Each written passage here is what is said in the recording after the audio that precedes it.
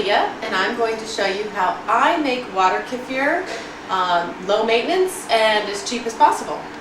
I'm going to start with a jug of water. I do a ½ gallon at a time.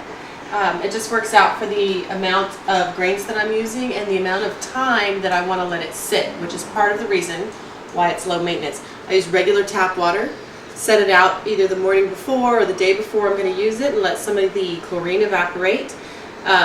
You don't want to use a filtered water because then you'll have to add in some minerals, trace minerals, and then we're talking extra steps, we're talking extra dollars. So tap water is the best. If you have the time and the energy and the storage space to get some kind of super fancy bottled water that has minerals added back into it, that would probably work really well too. I don't want to pay for it. I'm going to add twice as much sugar as I have grains. The last time I measured my grains I had 1/3 of a cup, so I'm going to put in 2/3 of a cup of sugar. I'm using plain white sugar here because it's cheaper and I kind of really like the way it tastes with the plain white sugar. It's very crisp. But I also like to use a little bit of organic sugar just because I am feeding the grains. This is a evaporated cane juice is what it's called. It's just sugar. It's just organic sugar and I get it from Costco really cheap. So I use a scant third of that.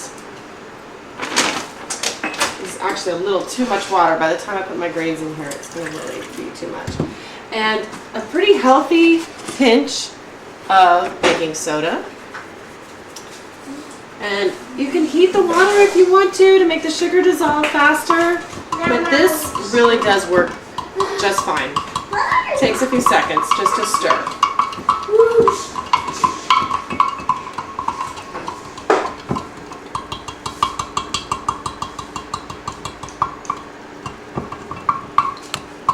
I'd say that's good enough. Really, I mean, it doesn't have to be perfect. You also want to feed your grains something nourishing. I always add organic raisins. Add 4, 5. I use the same raisins for several batches. Probably 3 or 4 batches I'll use the same raisins, but it's time to change them, so I'll go ahead and change them out this time. Another good thing to add every 3 or 4 batches or so is molasses. And I happen to also, on my last batch, add something that they really love, which is a pastured eggshell. Make sure you only use an eggshell if you have a really great source like farm fresh pastured eggs. Now I'm just going to strain it here into the same size jar. This is kind of an extra step. I could strain it directly into the jars that I'm going to bottle it into, which is what I used to do, but it kind of makes a little bit of a mess. Done with those raisins. And I'm doing low maintenance. This is only 1 extra dish to wash. Put it right into the dishwasher. Do not care to be hand washing.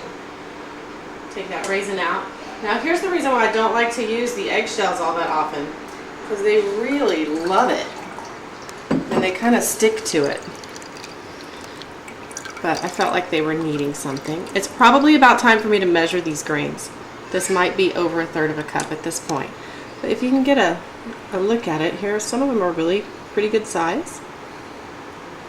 And then the rest of these are little bitty babies. So that's it. I'm just going to try to get the very last of it out of this jar.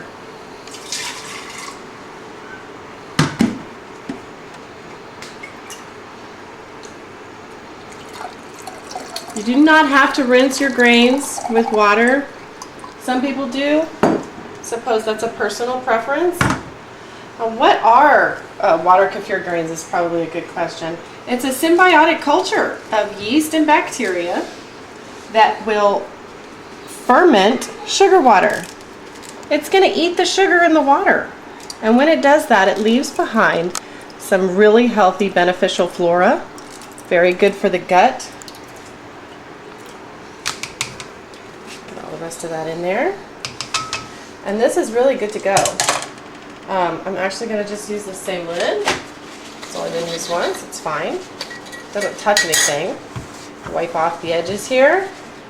And this will go up on top of my refrigerator. I use twice as much sugar as I do grains. I use a big jar, and the reason that I do that is because I want it to be low maintenance. I want to let that sit there for 4 or 5 days. Most water kefir you have to do every 24 to 48 hours. I have 3 little kids, I homeschool, I'm very busy. I don't want to do this every other day. It's very high maintenance that way. So this is the way that I think that makes it the easiest and the fastest. Now these are the jars that I'm going to do my second ferment in. And again, really low maintenance. People get really carried away with this. They squeeze out fresh lemon juice or chop up ginger and all kinds of stuff, and that's delicious and fine. But for me, this is going to be what I drink right now. For me, I just get 100% juice.